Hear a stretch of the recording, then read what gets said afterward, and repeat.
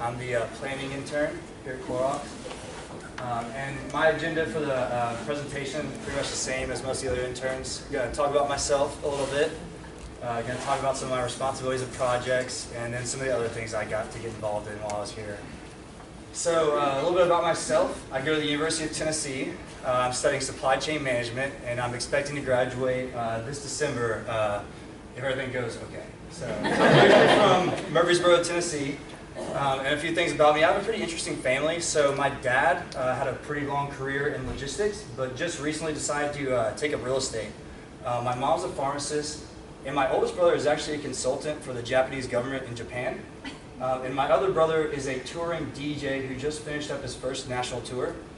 So that leaves me, the planning intern at Clorox.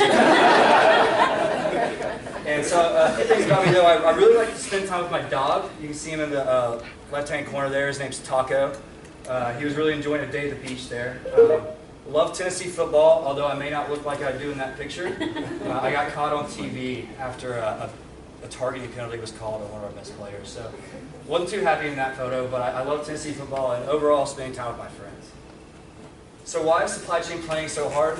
I love planning. It's a huge challenge. There's so many different factors that go into planning, and there's so many different things to worry about and learn. And I've really enjoyed diving in and getting involved in all the different businesses that Clorox has, because there's just so many different factors in planning and so many different things that you can do. So I really have enjoyed it, but like this picture shows, it can be kind of a maze. There's a lot to take in, and it can be pretty challenging, but I do enjoy the challenge of it. So here's some of my responsibilities and the projects I've been working on. You may know me from the daily case fill report. I send it out every morning. So if you haven't met me before, you can finally put a face with a name. Kind of happy to start passing that off to the new intern. But yeah, I've been able to work on a variety of projects in my time here. It's been really cool to get my feet wet in all the different businesses. But the first thing I want to talk about is the Smart Ops safety stock analysis that I've been working on. So this was actually started by the most previous intern. She kind of put together this analysis and identified where there may be some opportunity, and then passed it on to me to say, hey, continue what I started. So that was really cool. So what Smart Ops is, it's a multi-echelon inventory optimization system, which sounds really cool, right? So it's a program that looks at all of our different nodes in our supply chain and all of our different items, and it calculates a level of safety stock that it thinks is ideal at each level. So basically what safety stock is if there's any sort of surge in demand, you're able to cover those shipments, kind of to help secure our customer service levels. So what we do is we segment all of our SKUs into A, Bs, and Cs. So your A's are high volume, your Bs are medium volume, and your Cs are lows. And then you have high, medium, and lows, which are high volatility demand, medium volatility demand, and low volatility demand. So it's kind of easy to go through and kind of figure out where there may be some opportunity. So I worked with the planning capabilities group on this, and we would meet with the planning teams and individual planners to help provide them with some direction and a game plan kind of based on these characteristics of the SKUs. So here's kind of what the file looks like. You have the Smart Ops value, their suggestion, and then what we're actually holding in the system. And so then we take what the Smart Ops is suggesting and then subtract our actual values to kind of be able to find some areas of opportunity. So for example, you can see that the A lows here in this example have they're a little bit over what Smart Ops is suggesting, so you may want to go check that out and figure if there may be some opportunity to optimize our safety stock level. So that table kind of got a little bigger on me there, but I was able to work with mainly home care, Burt's Bees, and food through this. So in January, we were about $5 million over what Smart Ops was suggesting our safety stock value should be. At the beginning of this month, we were about $1.2 million over. So the planners have worked really hard to kind of align to that safety stock approach, and we've had really great results. But as we've been working on this, we've been tracking our inventory levels, and tracking the safety stock, and we've seen Clorox as a whole make great strides in almost reducing our safety stock levels. But our inventory has continued to go up. So we really need to understand what's driving our inventory up so much, and kind of figure out what's the path here to have the right level of inventory. So that led me to my next project, which was a finished good inventory analysis. And so what I did here was I took several different factors of our inventory and kind of started to dive into different levels. So that top blue line is our projected inventory, which is basically our actual inventory, what we're going to be holding at the end of the month. The red lines are target inventory, so kind of what we're setting our target to be. And then the green and the purple line are our smart ops safety stock suggestions, and then what we're actually holding in safety stock. So as you can see, we've done a pretty good job of getting to that smart ops level. So I know you're seeing that blue line kind of starts to go down in those outer months, but as those outer months start to approach, that inventory continues to rise, and so we're never actually realizing those that outer drop. So that kind of led, I was working with the planning capabilities group on this, and we kind of led us to ask, what's a realistic level of inventory for us to hold? So we think that we can right-size the inventory levels. We think we can reduce the projected inventory by understanding what's driving that huge gap. We're never going to be at that target level, but we think that we're a little too high for where our cycle stock should be. And we think that we need to right-size the target or total target inventory. So it's kind of a two-lever approach, and we think there's a potential to free up some working capital of over $20 million here, as well as some residual savings on raw, pack, and whip. And so how are we going to do this? The planning team just recently launched Project Awakening. So that's a long-term project that we're hoping to finish up, I think, early Q2, or no, I'm sorry, Q3. And so we're working to understand those drivers of the gap in the near term. And if we can really understand those drivers, we think that we can maybe attack those and reduce some of that gap. But we also think we can reduce our total inventory. But it's important to understand that we need to maintain service. So as we work to maybe reduce this inventory, we're not going to sacrifice service. Service is really important to us.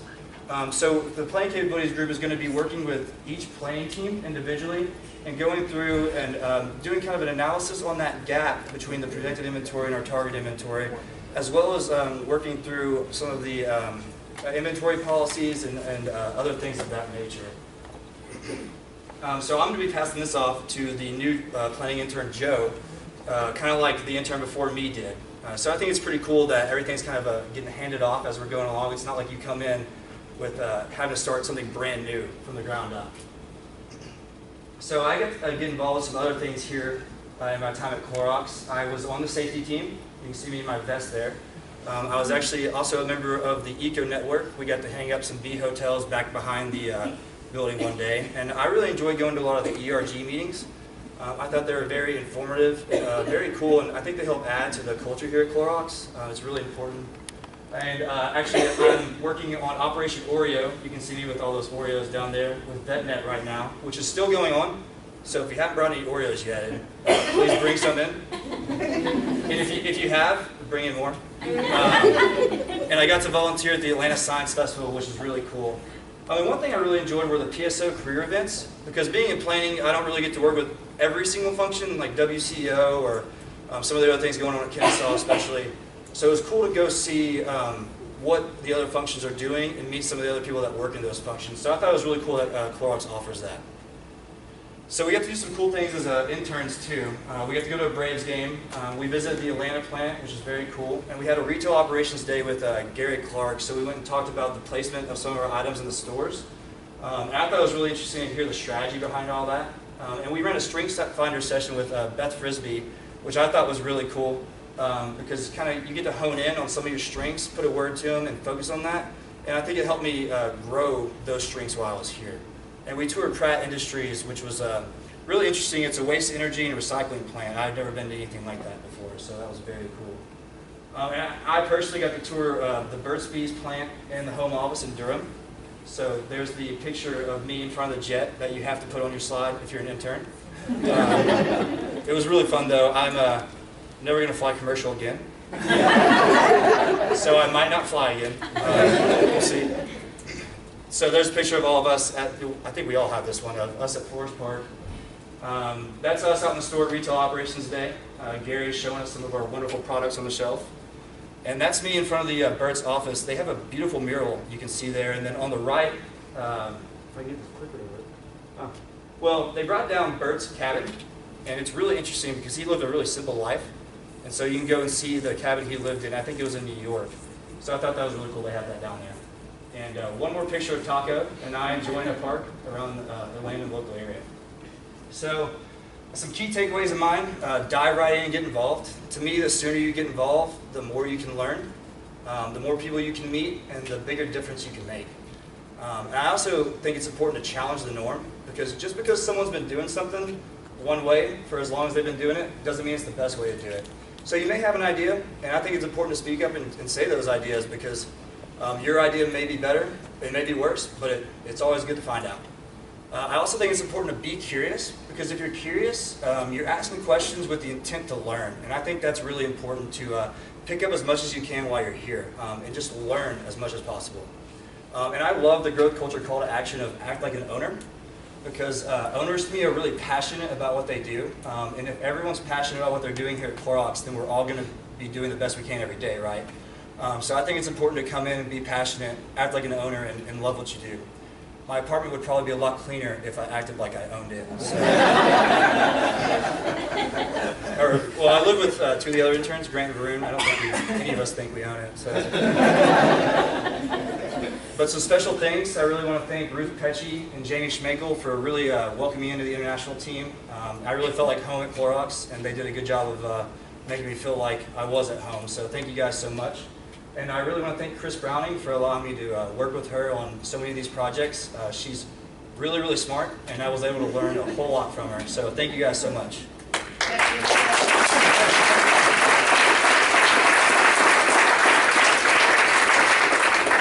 Jim, did you hear that? He said I was smart. Do you have any questions? Yes? When you saw the improvements in the safety stock levels or the reductions, what were the impacts on service levels? For the most part, I think service levels have been fine with the SKUs that we've been working on in safety stock. Now, the calculation for safety stock that the Smart Ops does is it's at a 99% service level. So the way that it's calculated is to hit our target of 99%. So it really shouldn't affect our service. Anything else?